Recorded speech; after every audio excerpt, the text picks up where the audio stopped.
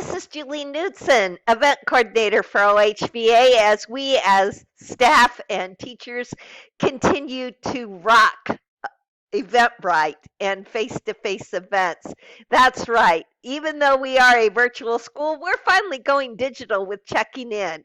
However, there are going to be times when, for whatever reason, Wi-Fi just will not cooperate. As a virtual school, we know all about this. So it's always good to go to an event with a backup roster. And how do you do that? Well, you're going to log into your Eventbrite and you're going to click on that little down arrow in the upper right corner where it has your login, and you're going to choose Manage Events, Manage Events. Then once you're in Manage Events, you're going to scroll down until you find the event that you want to create the roster for. Once you've done that, you will be on the event dashboard. You're going to click Attendee Summary Report. Attendee Summary Report. And when you click that, the attendee summary will come up. And what you want to do is you want to click on Configure Columns so that it shows column. So show column. When you show columns, you want to deselect all. Deselect all. After you've deselected all, the columns that you want to click are ticket type, email, custom questions, first name, last name, cell phone. This will be sure that you can locate each student, and if a new student comes in, you have all the columns that you need for that student to be added to the roster so that you can create a ticket when you get back to your Wi-Fi. Once you have deselected all and then click those areas that I had you click, those items, you will update report. Update report. After you have updated report, you are ready to choose either Excel or CSV to download. So you can export it either as an Excel or as a CSV. Once you've done that, you want to click Enable Editing, Enable Editing, and then you want to choose Data, then Filter, and then you want to filter for the ticket for the location that you are the host of. Now, if this is just a teacher-led event, you won't need to filter. It will just be the tickets for your event. But if you're doing an all-school event where there's several locations, then you will want to choose the event that you're doing.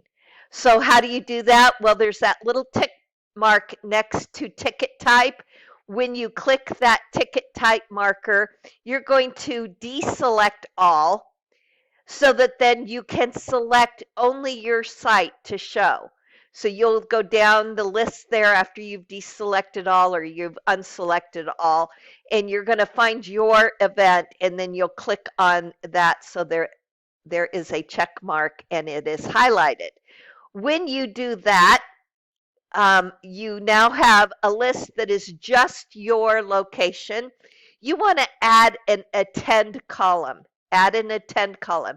That's so that you can go through and mark who has attended that bought tickets or secured tickets.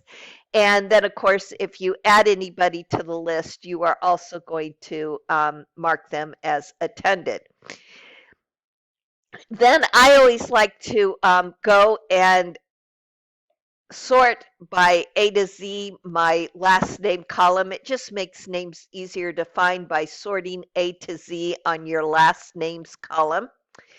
And when you have done all of that, you want to spread out the columns so that they're readable on a landscape printing of the paper. So spread them out so just the information that you really need to see is visible.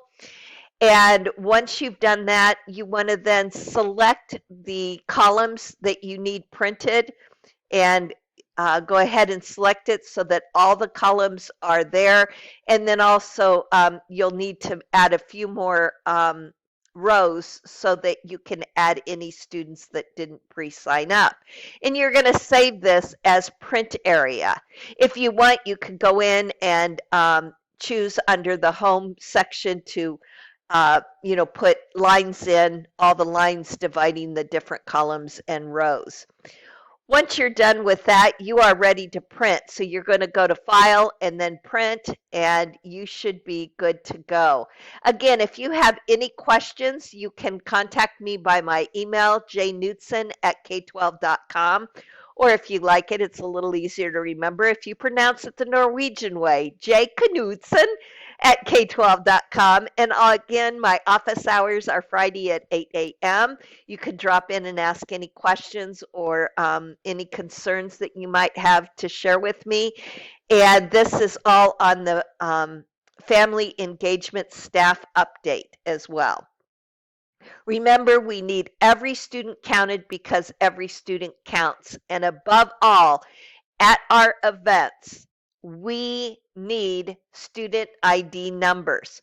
So when you are adding students to the roster, make sure you have their student ID or you have ample information on that student to locate that ID when you return back to your laptop and Wi-Fi.